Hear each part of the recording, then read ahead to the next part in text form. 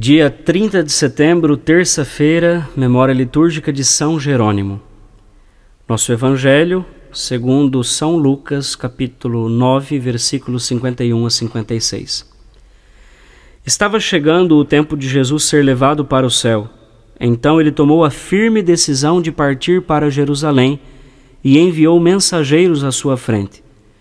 Estes puseram-se a caminho e entraram num povoado de samaritanos para preparar hospedagem para Jesus. Mas os samaritanos não o receberam, pois Jesus dava a impressão de que ia a Jerusalém. Vendo isso, os discípulos Tiago e João disseram: Senhor, queres que mandemos descer fogo do céu para destruí-los? Jesus, porém, voltou-se e repreendeu-os, e partiram para outro povoado. Palavra da salvação. Glória a vós, Senhor.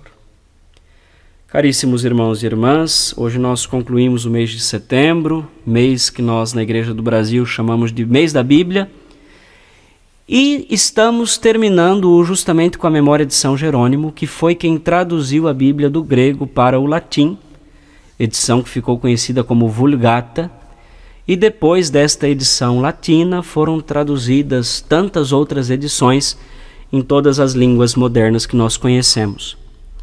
São Jerônimo, um grande padre da Igreja, um grande estudioso da teologia e, de modo particular, das Sagradas Escrituras. E hoje nós somos colocados diante do texto de Lucas 9.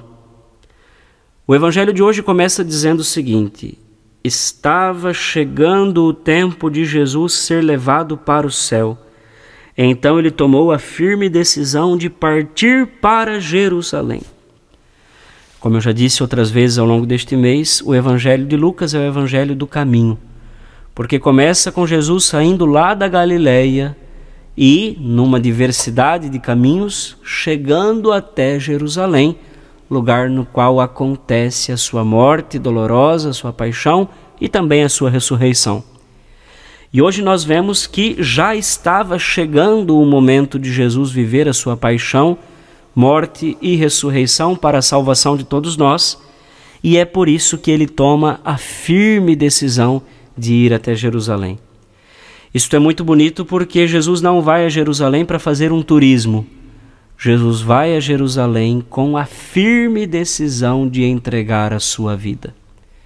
Diante da morte iminente, Jesus não se acovarda, mas ele levanta sua cabeça e de forma resoluta abraça aquilo que é a vontade do Pai. Também na nossa vida, muitas vezes, nós somos convidados a dar o mesmo passo de fé, a sairmos de uma busca de comodidades, de privilégios, de uma vida sem desafios, sem contrariedade, e a assumirmos de fato com coragem aquele que também é o projeto de Deus para cada um de nós, para a nossa vida. E outro detalhe importante do Evangelho de hoje é que os discípulos foram à frente de Jesus até Jerusalém para prepararem uma hospedagem para Jesus, para prepararem aí o seu caminho, e eles passam pela Samaria e não são acolhidos. Isso se justifica pelo fato de que no início o reino de Israel era apenas um reino, mas depois ele foi dividido em dois, e a capital de um dos reinos era Jerusalém, enquanto a capital do outro reino era a Samaria. E os samaritanos, portanto, odiavam os judeus, porque os judeus se sentiam superiores, e os judeus odiavam os samaritanos, porque achavam que os samaritanos eram impuros. É neste contexto de conflito que se dá esse encontro que o Evangelho de hoje propõe. Os discípulos, sendo judeus, passam pela Samaria, e passando pela Samaria não são recebidos. E aí se enfurecem e pedem a Deus que mande um raio para que eles sejam destruídos, né? Pedem permissão para Jesus, para que Jesus autorize-os a fazer este pedido, para que venha um raio do céu. E aqui Jesus nos ensina uma coisa muito importante: nem tudo se resolve na raiva, na vingança, na agitação e na ira. Muitas vezes a melhor maneira que nós temos de reagir a situações é entendendo que os sofrimentos da vida presente nos santificam e buscando viver em paz aquilo que é o projeto de Deus para nós.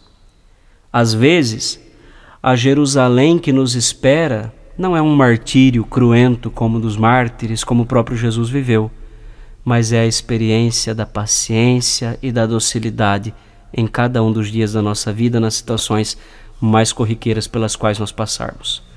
Que o Senhor o abençoe, o guarde, o livre de todo mal e o conduza à vida eterna, Ele que é Pai e Filho e Espírito Santo. Amém. Excelente dia.